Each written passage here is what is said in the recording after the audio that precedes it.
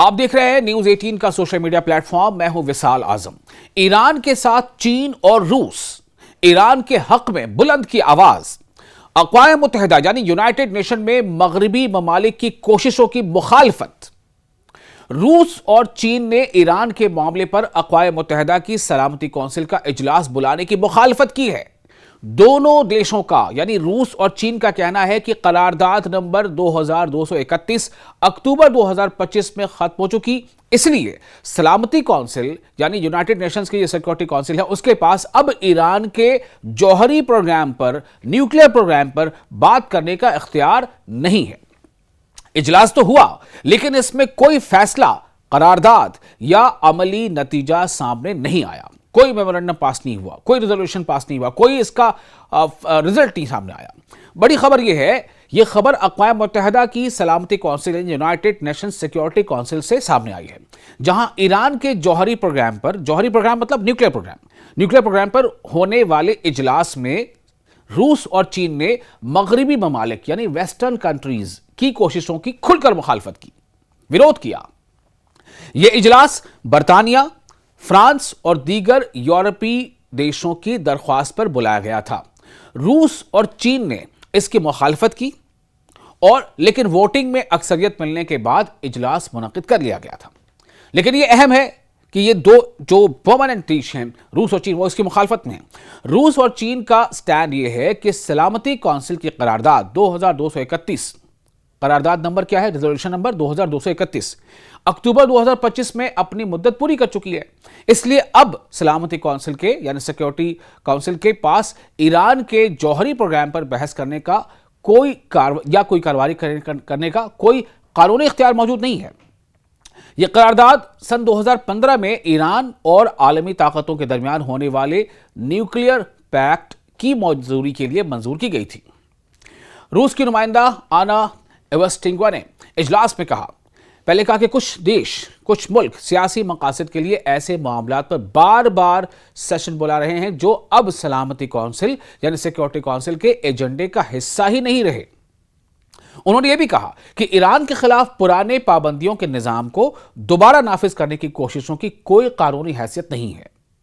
वहीं चीन के नुमाइंदे, चीन के जो रिप्रेजेंटेटिव हैं सन ली ने भी रूस के मौक़िफ़ की हिमायत की। उनका कहना था कि जब करारदाद खत्म हो चुकी है यानी करारदाद वो एक्सपायर हो चुकी है, उसकी मुद्दत-ए-कार एक्सपायर हो चुकी है, तो इस मामले को बार बार सलामती कौंसिल में लाना मुज़ाकरात के माहौल को ख़राब करता है और रुकन ममालिक के दरमियान यानी मेंबर कंट्रीज़ के दरमियान इख्तलाफात को बढ़ाता है। दूसरी तरफ अमेरिका और उसके मगरबी इत्तेहादियों ने, वेस्टर्न कंट्रीज जो उनके अलाइज, उन्होंने इजलास में, इस सेशन में ईरान के जौहरी प्रोग्राम यानी न्यूक्लियर प्रोग्राम और दिफाई सलाहियतों यानी डिफेंस की जो कैपेबिलिटीज है उस पर एक बार फिर अपने तहफ़्फ़ुज़ात का इजहार किया, यानी एक रिजर्वेशन का कि ईरान जो है उसको ये नहीं करना चाहिए, उसको वो नहीं करना चाहिए। तहम तवील बहस के बावजूद इजलास किसी भी फैसले, नई करारदाद या मुश्तरका एलामिया के बगैर खत्म हो गया। ईरान, रूस और चीन मुसलसल ये मौक़िफ़ अख्तियार किए हुए हैं कि करारदाद नंबर 2231 के ख़त्म होने के बाद ईरान के जौहरी प्रोग्राम से मुतालिक सलामती कौंसिल की तमाम जिम्मेदारियां और पाबंदियां भी ख़त्म हो चुकी हैं। इसलिए इस मामले को दोबारा सलामती कौंसिल में यानी यूनाइटेड नेशंस के सिक्योरिटी काउंसिल में लाने की कोई कानूनी बुनियाद मौजूद नहीं है।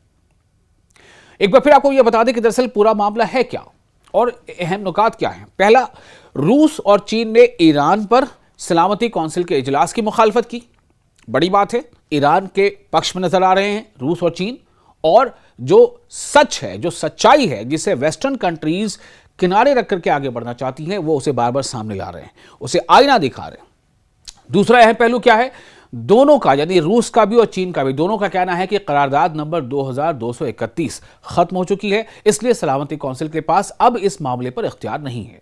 देखिए, कोई भी रेजोल्यूशन जब पास होता है किसी भी असेंबली में या यूएन की असेंबली में या काउंसिल में, तो उसकी एक मुद्दत-ए-कार होती है कि ये टर्म्स एंड कंडीशन इस तारीख से लेकर के इस तारीख तक वो नाफिज रहेगी। जब वो मुद्दत-ए-कार खत्म हो चुकी है, उसका टाइम स्पैन खत्म हो चुका है, तो फिर आप उसे लागू नहीं कर सकते, या तो फिर आपको उसके लिए दोबारा फिर किसी रेजोल्यूशन को पास कराना पड़ेगा। तो इसलिए तीसरा अहम पहलू क्या है कि इजलास में काफी बहस हुई लेकिन कोई फैसला, कोई करारदाद यानी रेजोल्यूशन यानी प्रस्ताव या अमली नतीजा सामने नहीं आया। तो इससे एक बात तो जाहिर है कि वेस्टर्न कंट्रीज हो लेड बाय अमेरिका, वो जब चाहे जो चाहे कर ले, ये उतना आसान अब नहीं रहा है। चीन और रशिया बार बार उसके सामने आते हैं और इस बार फिर ऐसा हुआ कि ईरान के हक में, ईरान के सपोर्ट में चीन और ईरान ने खुलकर आवाज बुलंद की। उसी का नतीजा है कि कोई नई करारदाद नहीं पास हुई, कोई इसमें कोई फैसला, कोई निर्णय नहीं लिया जा सका। सीधे तौर पर यह बात है कि ईरान की इसमें कहीं ना कहीं एक सबकत ईरान ले गया। ईरान को हम कह सकते हैं आसान शब्दों में कि ईरान की जीत हुई है।